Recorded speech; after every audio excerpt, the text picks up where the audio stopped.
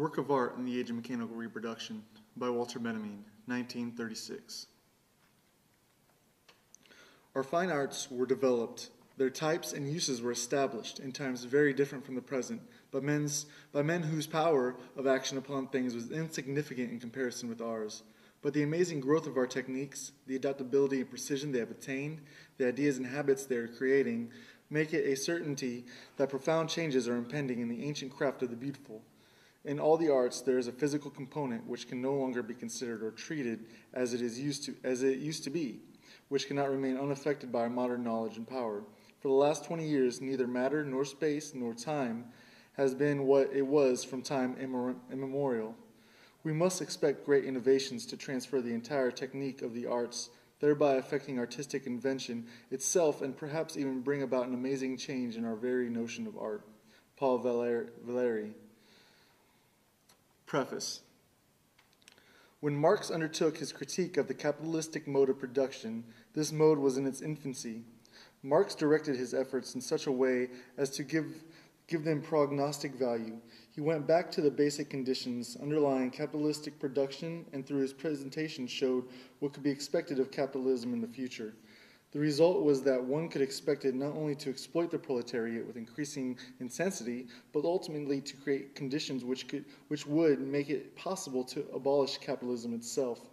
The transformation of the superstructure, which takes place far more slowly than that of the substructure, has taken more than half a century to manifest in all areas of culture the change in the conditions of production. Only today can it be indicated what form this has taken.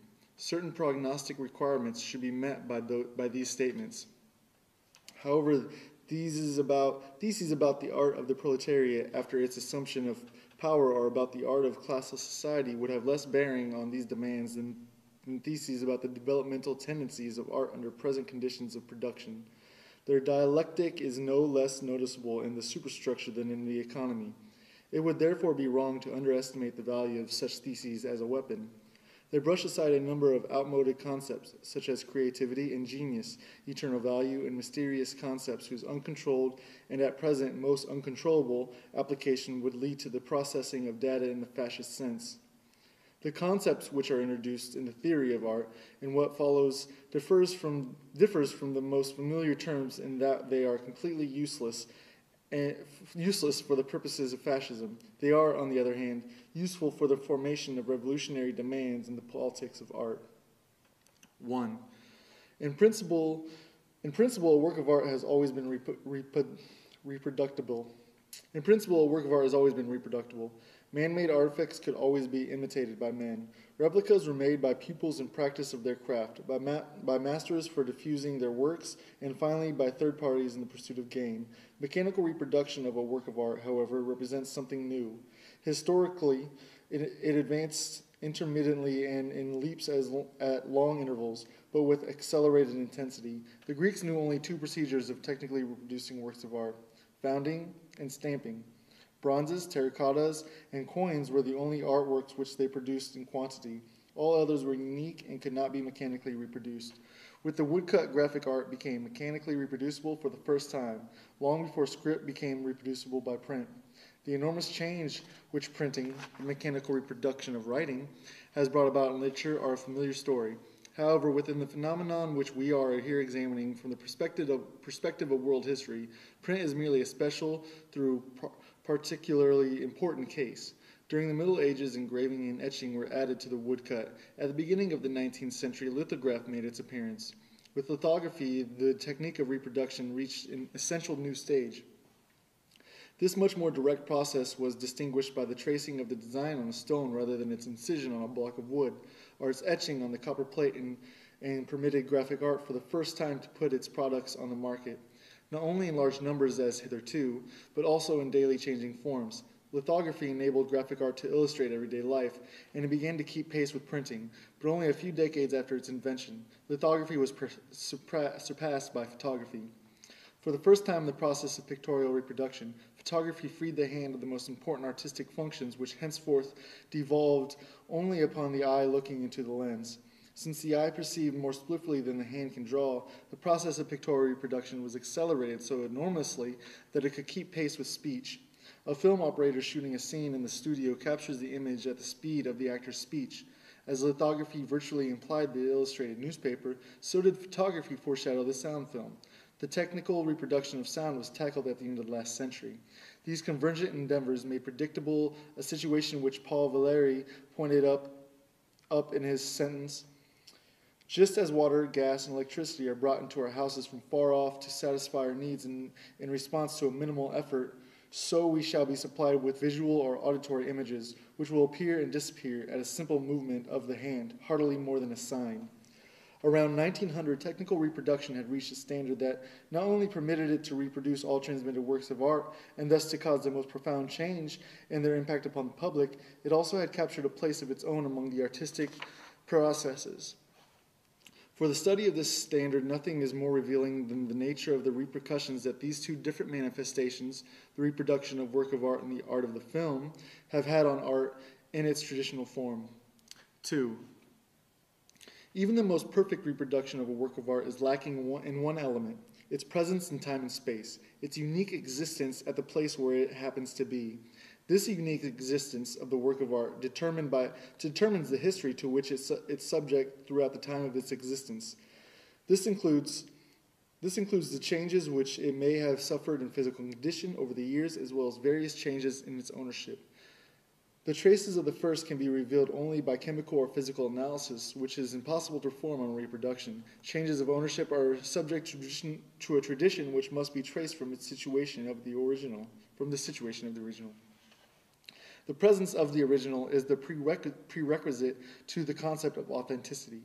Chemical analysis of the patina of a bronze can help to establish this, as does the proof that a given manuscript of the Middle Ages stems from an archive of the 15th century.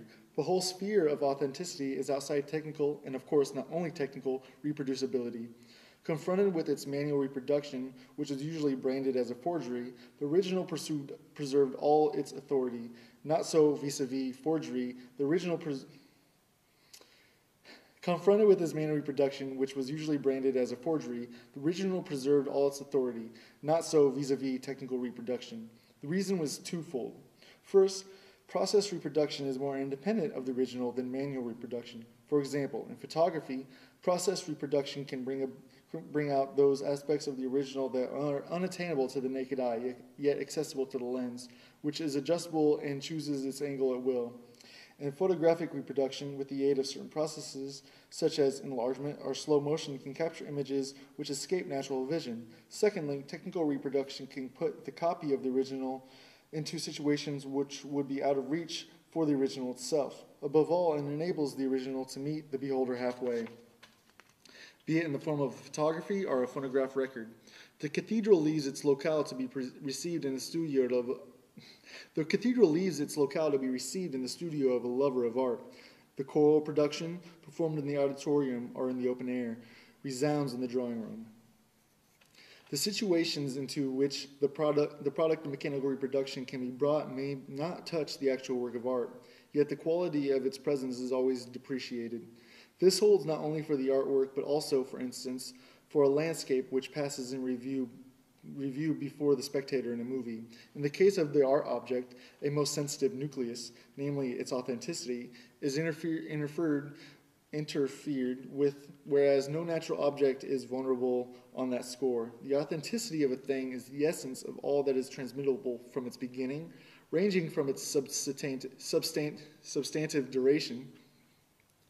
The authority of a thing is the essence of all that is transmittable from its beginning, ranging from its substantive duration to its testimony to the history which it has experienced. Since the historical testimony rests on its authenticity, the former, too, is jeopardized by reproduction when substantive duration ceases to matter.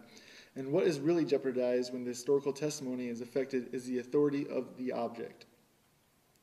One might subsume the elimination element in the term aura. One might subsume the eliminated element in the term aura and go on to say that which withers in the age of mechanical reproduction is the aura of the work of art. This is the symptomatic process whose significance points beyond the realm of art. One might generalize by saying The technique of reproduction detaches a reproduced object from the domain of tradition. By making many reproductions, it substitutes a plurality of copies for a unique existence, and in permitting the reproduction to meet the beholder or listener in his own particular situation, it reactivates the object reproduced. These two processes lead to a tremendous shattering of tradition, which is the obverse of the contemporary crisis and renewal of mankind. Both processes are intimately connected with the contemporary mass movements. Their most powerful agent is film. Its social significance, particularly in its most positive form, is inconceivable without its destruction, cathartic aspect, that is, the liquidation of the traditional value of the cultural heritage. This phenomenon is most palpable in the great historical films. It extends to ever new positions. In 1927, Abel Gance exclaimed enthusiastically, "Shakespeare, Rembrandt, Beethoven will make films, all legends, all mythologies, and all myths. All founders of religion and the very religions await their exposed resurrection, and the heroes crowd each other at the gate." Presumably, without intending it, he issued an invitation to a far-reaching liquidation.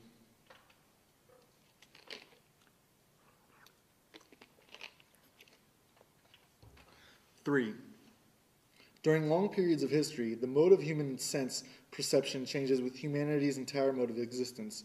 The manner in which human sense perception is organized, the medium in which it is accomplished, is determined not by the nature but by historical circumstances as well.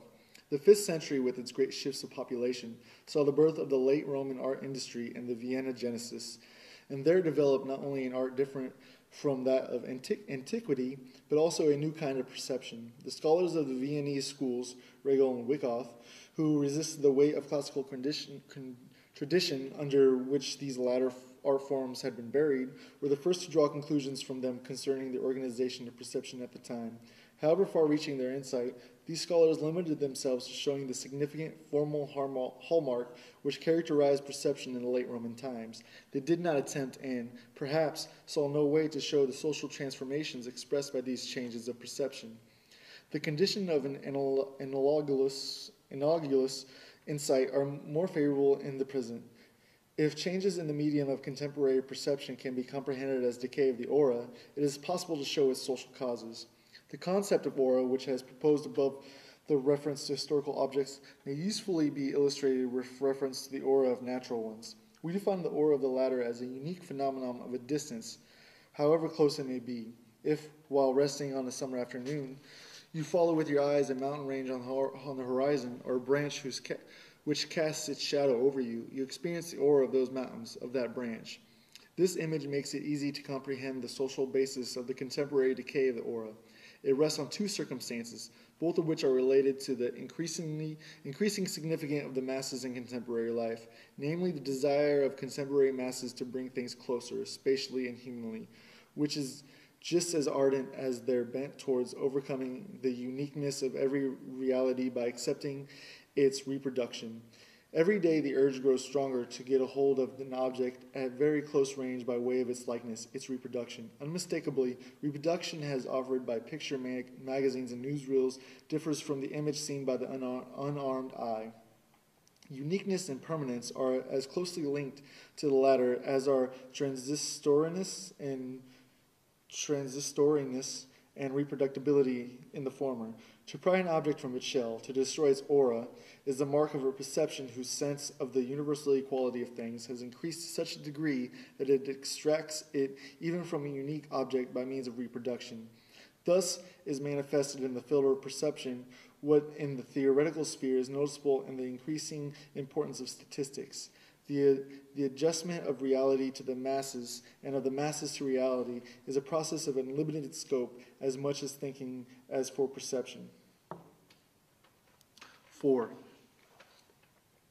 The uniqueness of a work of art is inseparable from its being embedded in the fabric of tradition. This tradition itself is thoroughly alive and extremely changeable.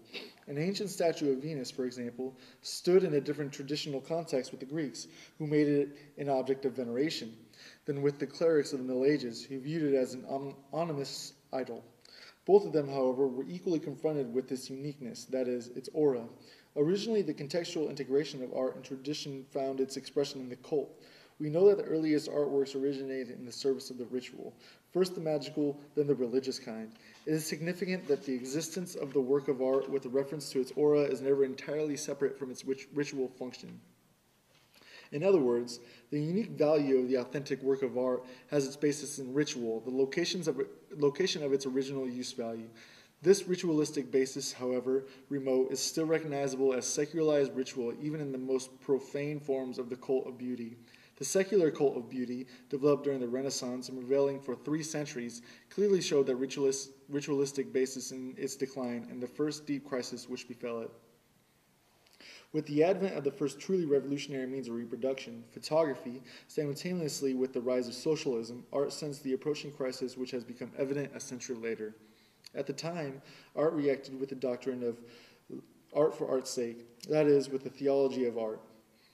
This gave rise to what might be called the negative theology in the form of the idea of pure art, which not only denied any social function of art, but also any categorizing by subject matter. In poetry, Mallarmé was the first to take this position. An analysis of art in the age of mechanical reproduction must do justice to these relationships, for they lead us to the all-important insight. For the first time in world history, mechanical reproduction emancipates the work of art from its parasitical dependence on ritual.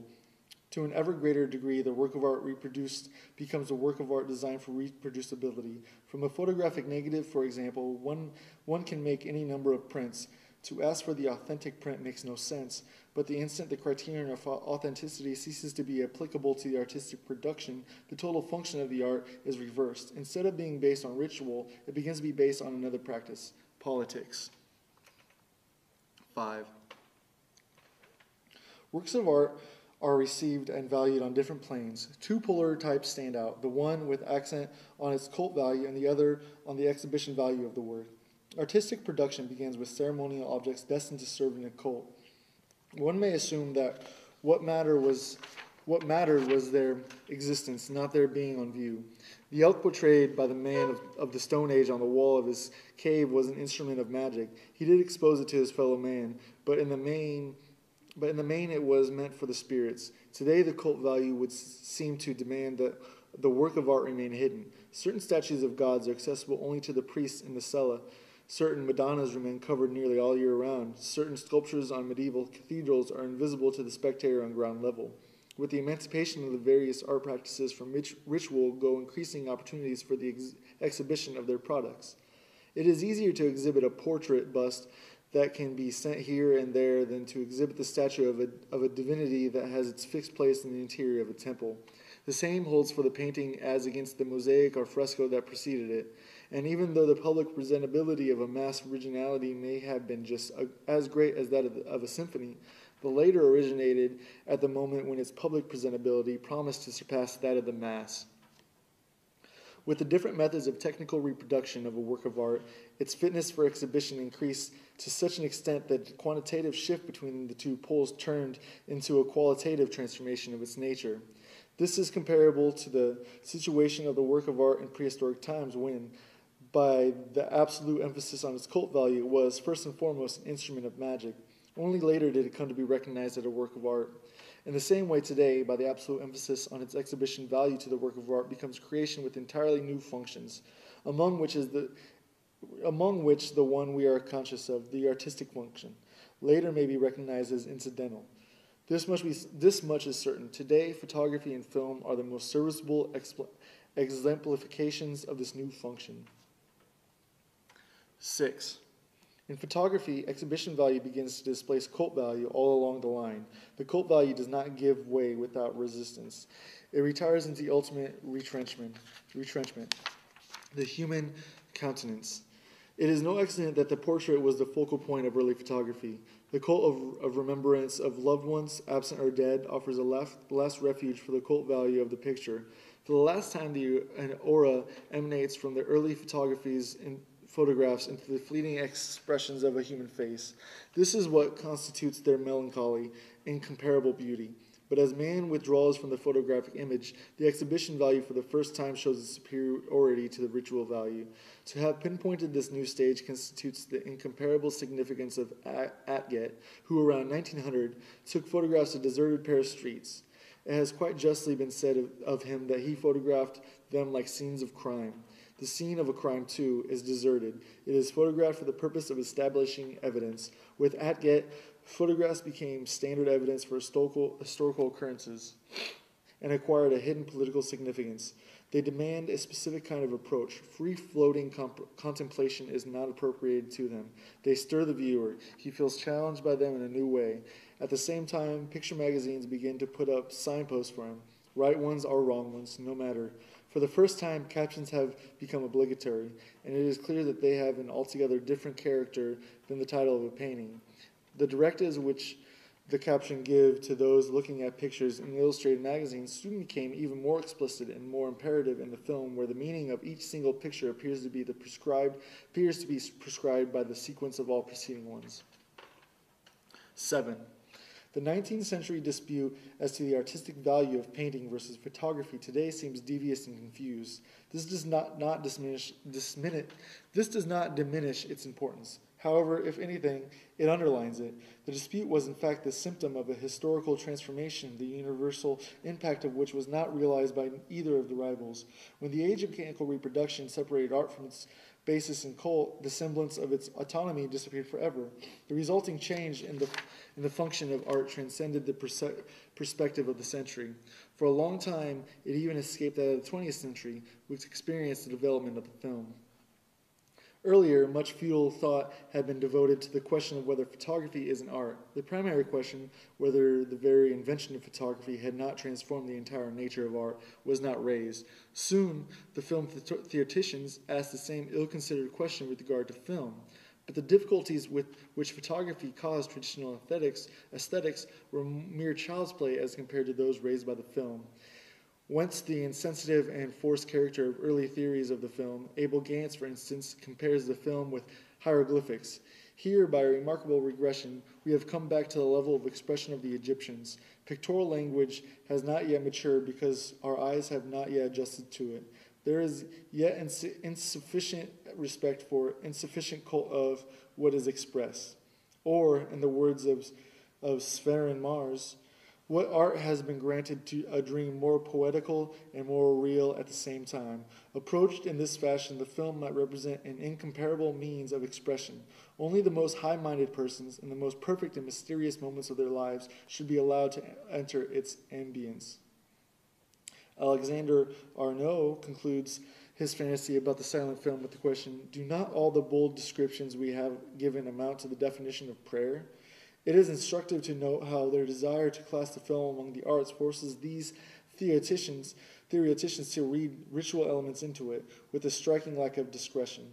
Yet when these speculations were published, films like L'Opinion Publique and The Gold Rush have already appeared. This, however, did not keep Abel Gance from adducing hieroglyphics for purposes of comparison, nor Severin Mars from speaking of the film as one might speak of paintings by Fra Angelico. Characteristically, even today, ultra-reactionary authors give the film a similar contextual significance, if not an outright sacred one, then at least a supernatural one. Commenting on Marx Reinhold's film version of A Midnight Summer's Dream, Werfel states that undoubtedly it was the sterile copying of the exterior world with its streets, interiors, railroad stations, restaurants, motorcars, and beaches, which until now had obstructed the elevation of the film to the realm of art. The film has not yet realized its true meaning, its real possibilities. These consist in the unique faculty to express by natural means, and with incomparable persuasiveness, all that is fairy-like, marvelous, supernatural.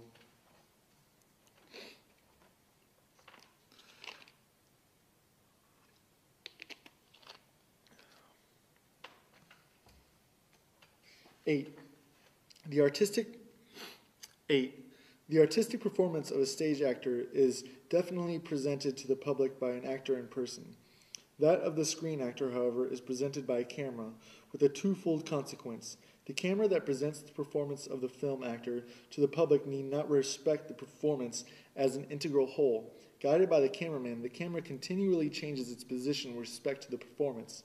The sequence of positional views which the editor composes from the materials supplied him constitutes the complete film. It compromises certain factors of movement which are in reality those of the camera, not to mention special camera angles, close-ups, etc. Hence, the performance of the actor is subjected to a series of optical tests. This is the first consequence of the fact that the actor's performance is presented by the means of a camera. Also, the film actor lacks the opportunity of the stage actor to adjust to the audience during his performance, since he does not present his performance to the audience in person. This permits the audience to take the position of a critic without experiencing any personal contact with the actor. The audience's identification with the actor is really an identification with the camera. Consequently, the audience takes the position of the camera. Its approach is that of testing. This is not the approach to which cult values may be exposed. 9. For the film, what matters primarily is that the actor represents himself to the public before the camera, rather than representing someone else. One of the first to sense the actor's metamorphosis by this form of testing was Pirandello. Though his remarks on the subject in his novel Ceguera were limited to the negative aspects of the question and to the silent film only, this hardly impairs their validity. For in this respect, the sound film did not change anything essential. What matters is that the part is acted not for audience, but for the mechanical contrivance. In the case of the sound film, for two of them, the film actor, wrote Pirandello, feels as if in exile, exiled not only from the stage, but also from himself. With a vague sense of discomfort, he feels inexplicable emptiness. His body loses its corporeality. It evaporates. It is deprived of reality, life, voice, and the noises caused by his moving about in order to be changed into a mute image, flickering an instant on the screen, then vanishing into silence. The projector will play with his shadow before the public, and he himself must be content to play before the camera. This situation might also be characterized as follows. For the first time, and this is the effect of the film, man has to operate with his whole living person, yet foregoing its aura.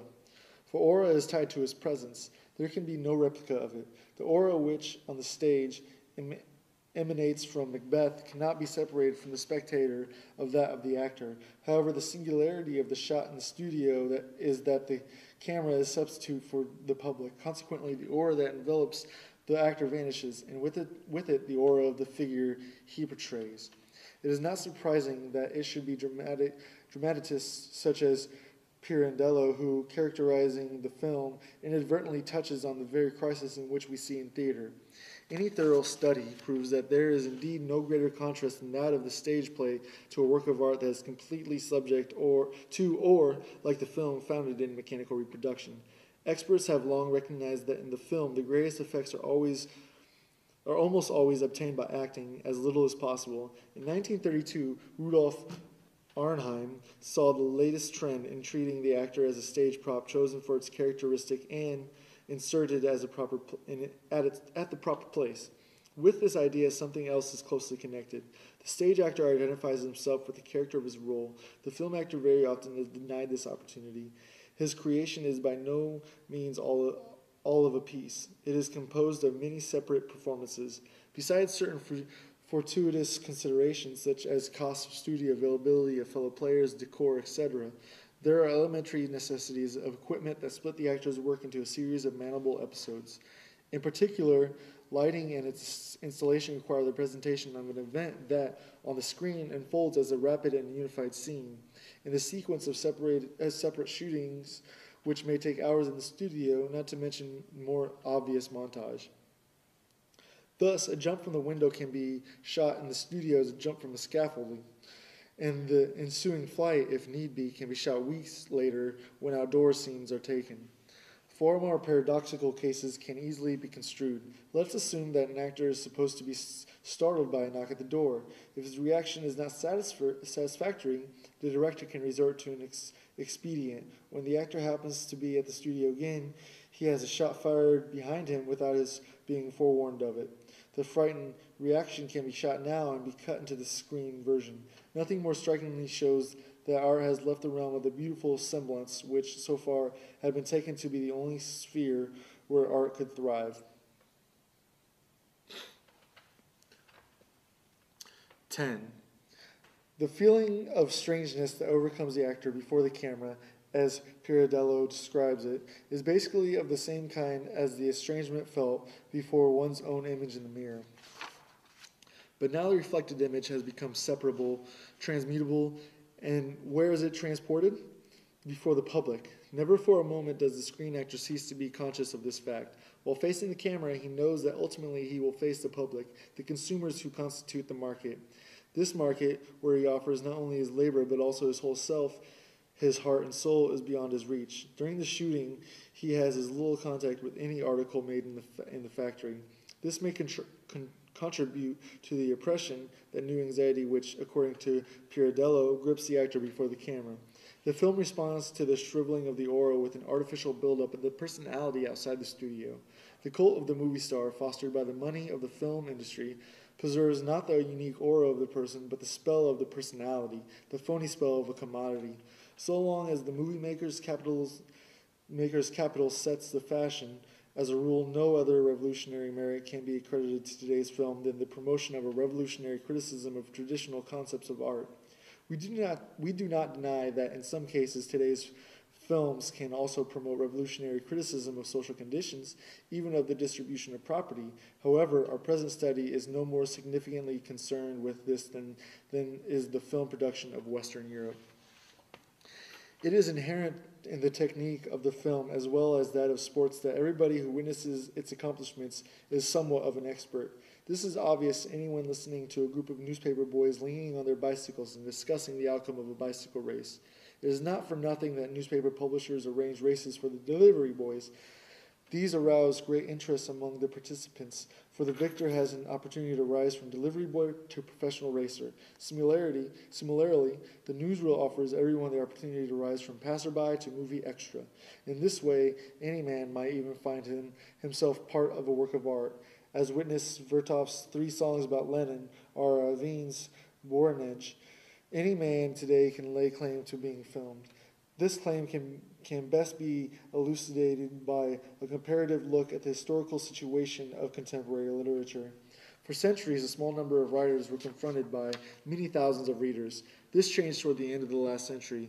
With the increase of extensions of the press, which kept placing new political, religious, scientific, professional, and local organs before the readers, and increasing numbers of readers became writers, at first occasional ones.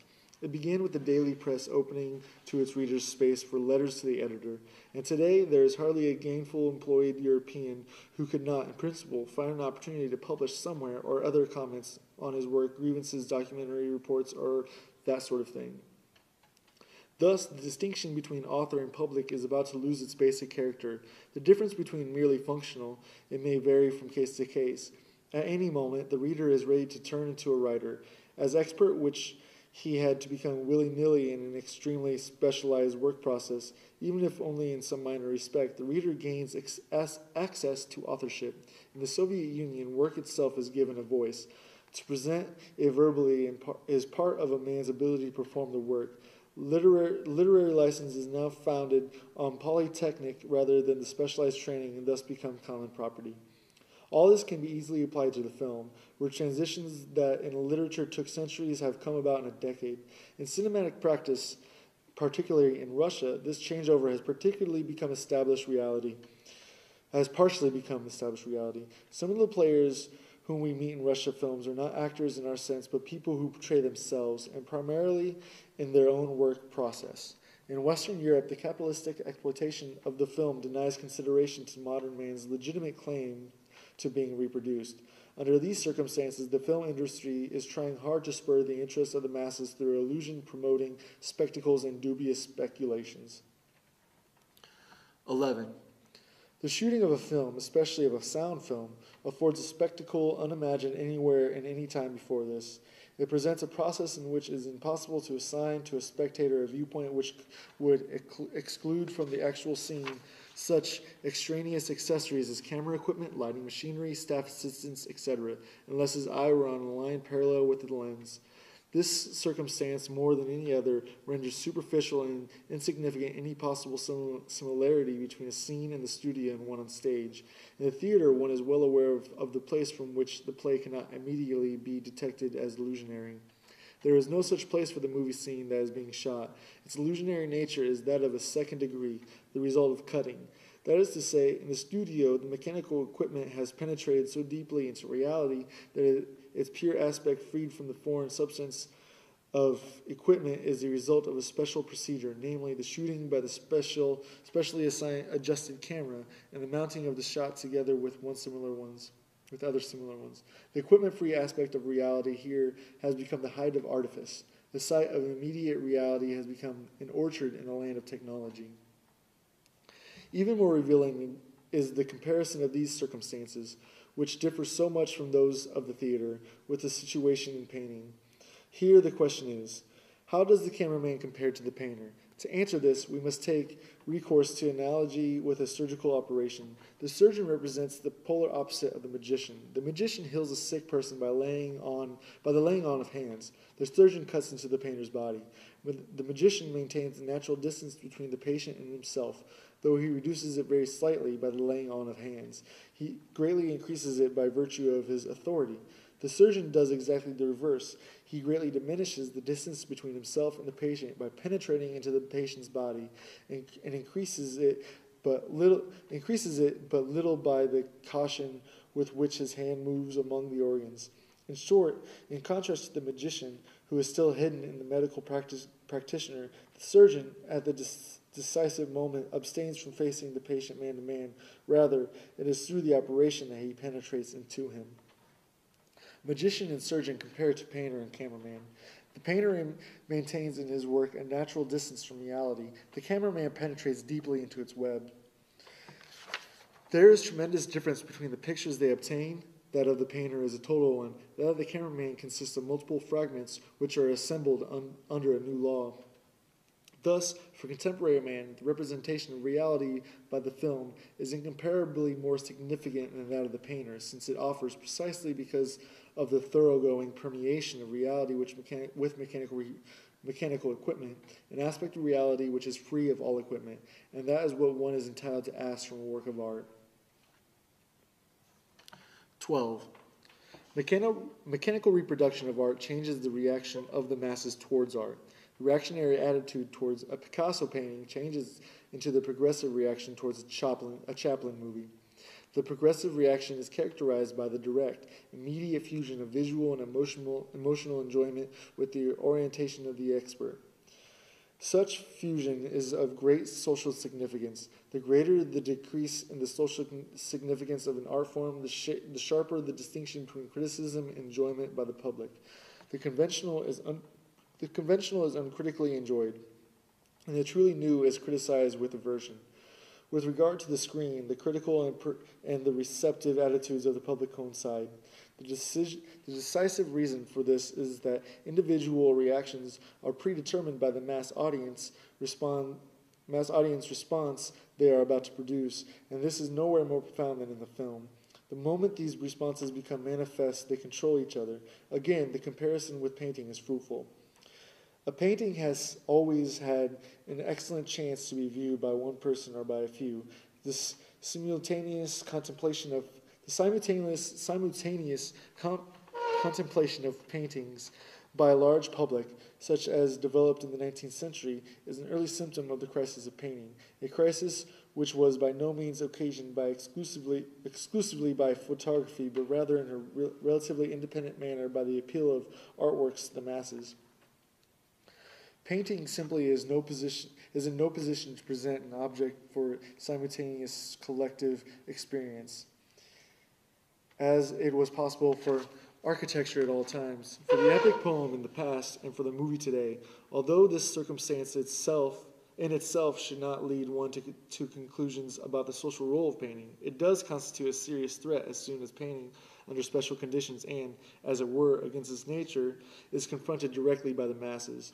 In the churches and monasteries of the Middle Ages and at the princely courts up to the end of the 18th century, a collective reception of painting did not occur simultaneously, but by graduated and hierarchized mediation. The change that has come about is an expression of the particular conflict in which painting was implicated by the mechanical reproducibility of painting. Although paintings began to be publicly exhibited in galleries and salons, there was no way for the masses to organize and control themselves in their reception. Thus, the same public which responds in a progressive manner towards a grotesque film is bound to respond in a reactionary manner to the surreal. 13.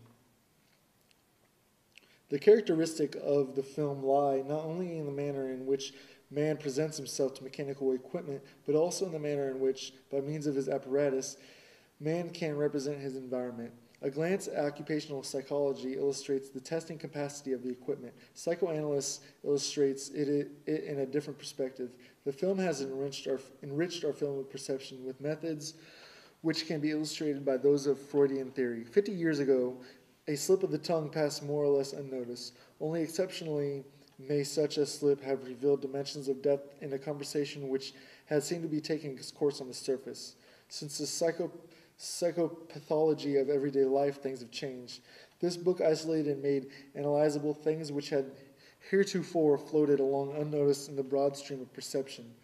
For the entire spectrum of optical and now also acoustical perception, the film has brought about a singular deepening of a perception. It is only an obverse of this fact that behavior items shown in a movie can be analyzed much more precisely and from more points of view than those presented on paintings or on the stage. As compared with painting, film behavior lends itself more readily to analysis because of its incomparably more precise statement of the situation. In comparison with the stage scene, the film behavior item lends itself more readily to analysis because it can be isolated more easily. This circumstance derives its chief importance from its tendency to promote a mutual penetration of art and science. Actually, of a screen behavior item which is neatly brought out in a certain situation, like a muscle of a body, it is difficult to say which is more fascinating, its artistic value or its value for science. To demonstrate the identity of the artistic and scientific uses of photography, which heretofore usually were separated, will be one of the revolutionary functions of the film.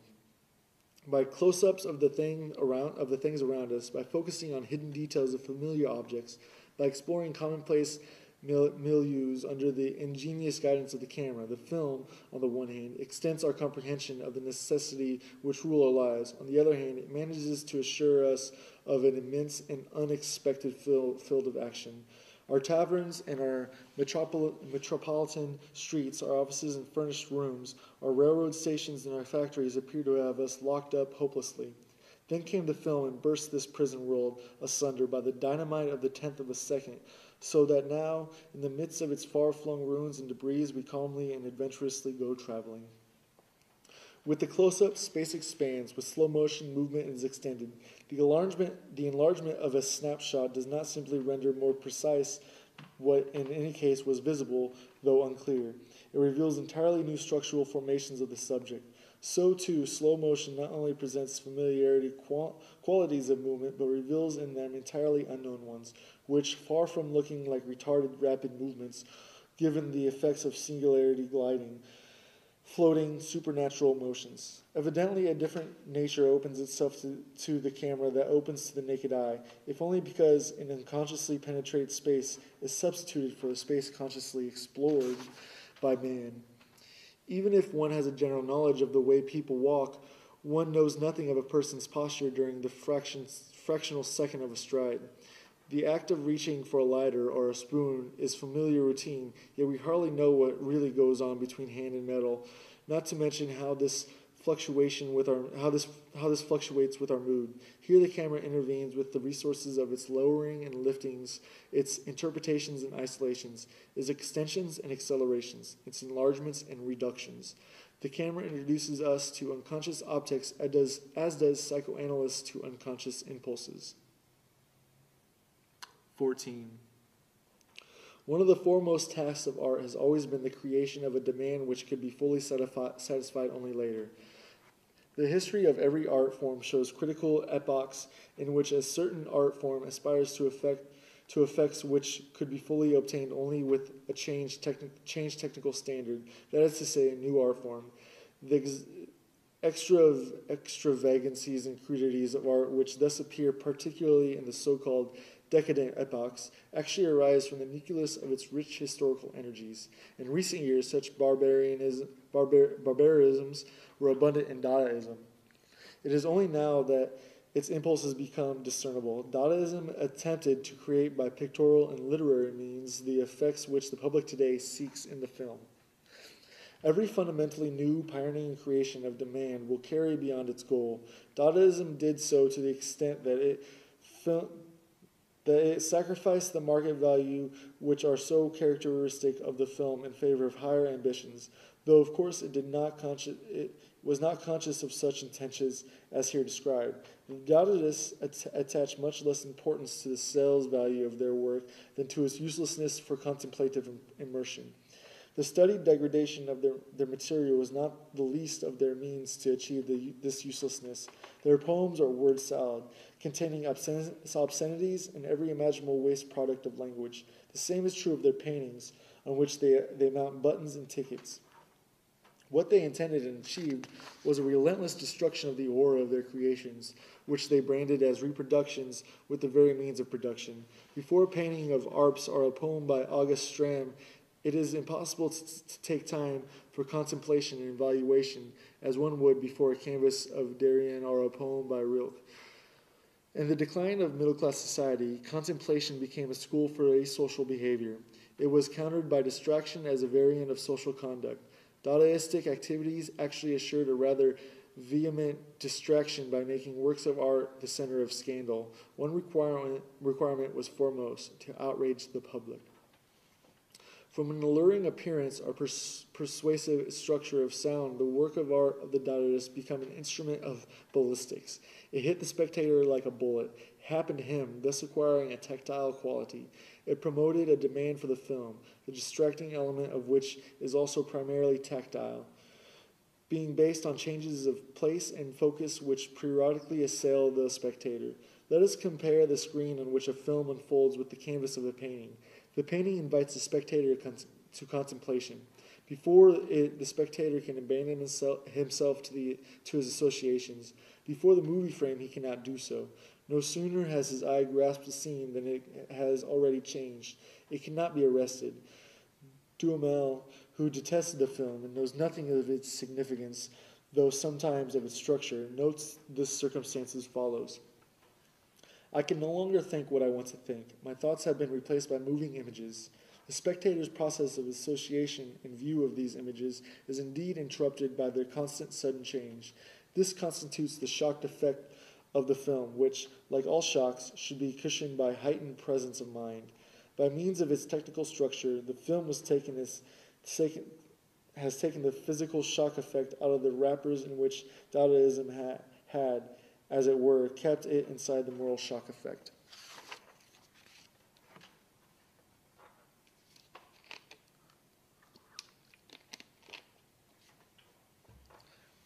(15) The mass is a matrix from which all traditional behavior toward works of art issues today in a new form. Quantity has been transmuted into quality. The greatly increased mass of participants has produced a change in the mode of participation. The fact that the new mode of participation first appeared in a disputable form must not confuse the spectator, yet some people have launched spirited attacks against precisely this superficial aspect. Among these, Duhamel has expressed himself in the most radical manner. What he objects to most is the kind of participation which the movie elicits from the masses. Duhamel calls the movie a pastime for helots, a diversion for the uneducated, wretched, worn-out creatures who are consumed by their worries, a spectacle which requires no concentration and proposes no intelligence, which kindles no light in the heart and awakens no hope other than the ridiculous one of someday becoming a star in Los Angeles. Clearly, this is at bottom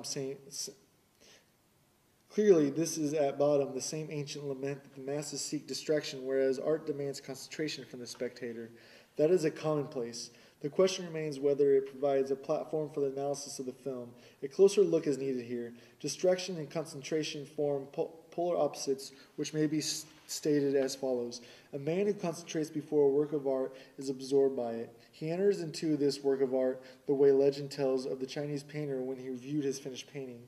In contrast, the distracted mass absorbs the work of art. This is most obvious in regard to buildings. Architecture has always represented the prototype of a work of art the reception of which is consummated by a collectivity in a state of distraction. The laws of its reception are most instructive. Buildings have been man's companions since primeval times. Many art forms have developed in Paris. Tragedy begins with the Greeks, is extinguished with them, and after centuries, its rules are revived. The epic poem, which had its origin in the youth of nations, expires in Europe at the end of the Renaissance. Panel painting is a creation of the Middle Ages, and nothing guarantees its uninterrupted existence. But the human need for shelter is lasting. Architecture has never been idle. Its history is more ancient than that of any other art, and its claim to be a living force has significance in every aspect to comprehend the relationship of the masses to art. Buildings are appropriated in a twofold manner, by use and by perception, or rather by touch and sight. Such appropriation cannot be understood in terms of the intensive concentration of a tourist before a famous building. On the tactile side, there is no counterpart to contemplation on the optical side. Tactile appropriation is accomplished not so by attention as by habit. As regards architecture, habit determines to a large extent even optical reception. The latter, too, occurs much less through ramped attention than by noticing the object in incidental fashion. This mode of appropriation, developed with reference to architecture in certain circumstances, acquires canonical value. For the tasks which face the human apparatus of perception at the turning points of history cannot be solved by optical means, that is, by contemplation alone. They are mastered gradually by habit, under the guidance of the tactile appropriation. The distracted person, too, can form habits. More, the ability to master certain tasks in a state of distraction proves that their solution has become a matter of habit. Distraction as provided by art presents a covert control of the extent to which new tasks have become soluble by appreciation. Since, moreover, individuals are tempted to avoid such tasks, art will tackle the most difficult and most important ones where it is able to mobilize the masses. Today it does so in the film. Reception in a state of distraction, which is increasing noticeably in all fields of art and is symptomatic of profound changes in apperception, finds in the film its true means of exercise. The film, with its shock effect, meets this mode of reception halfway. The film makes the cult value recede into the background, not only by putting the public in the position of the critic, but also by the fact that at the movies, this position requires no attention. The public is an examiner, but an absent-minded one.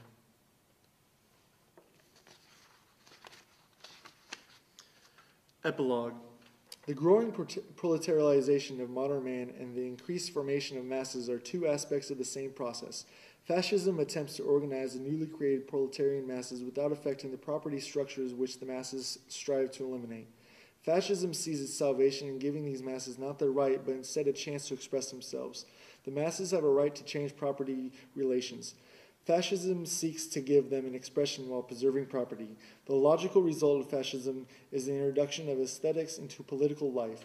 The violation of the masses, whom fascism, with its Führer cult, forces to their knees, has its counterpart in the violation of the apparatus which it presses into the production of ritual values. All efforts to render political aesthetics culminate in one thing: war. War and war only can set a goal for mass movements on the largest scale while respecting the traditional property systems. This is the political formula for the situation. The technological formula may be stated as follows. Only war makes it possible to mobilize all of today's technical resources while maintaining the property system. It goes without saying that the fascist hypothesis of war does not employ such arguments. Still, Marinetti says in his manifesto on the Ethiopian colonial war, for 27 years we futurists have rebelled against the branding of war as anti-aesthetic. Accordingly, we state, war is beautiful because it establishes man's dominion of the subjugated machinery by means of gas masks, terrifying megaphones, flamethrowers, and small tanks. War is beautiful because it initiates the dreamt of metalizations of the human body. War is beautiful because it enriches a flowering meadow with the fiery orchids of machine guns. War is beautiful because it combines the gunfire, the cannonades, the ceasefire, the sense, and the stench of putrefaction in the symphony.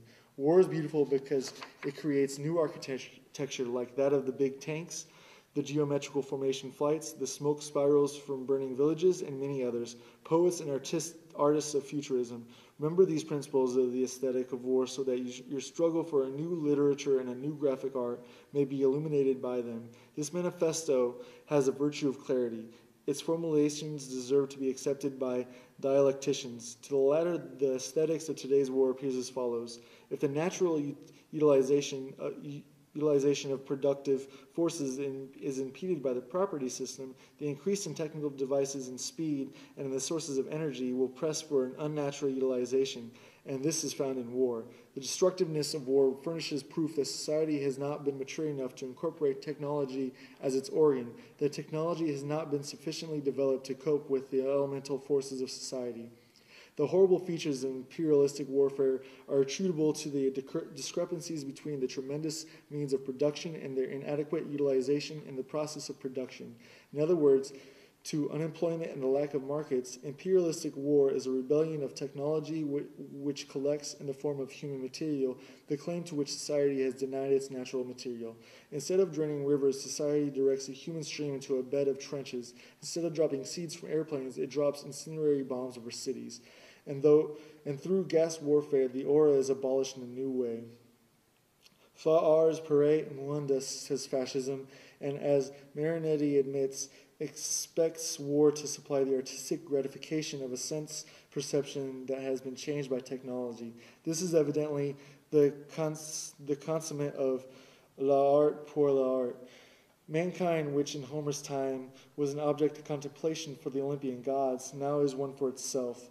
Its self-alienation has reached such a degree that it can experience its own destruction as an aesthetic pleasure of the first order. This is the situation of politics which fascism is rendering aesthetic. Communism responds by politicizing art. The end.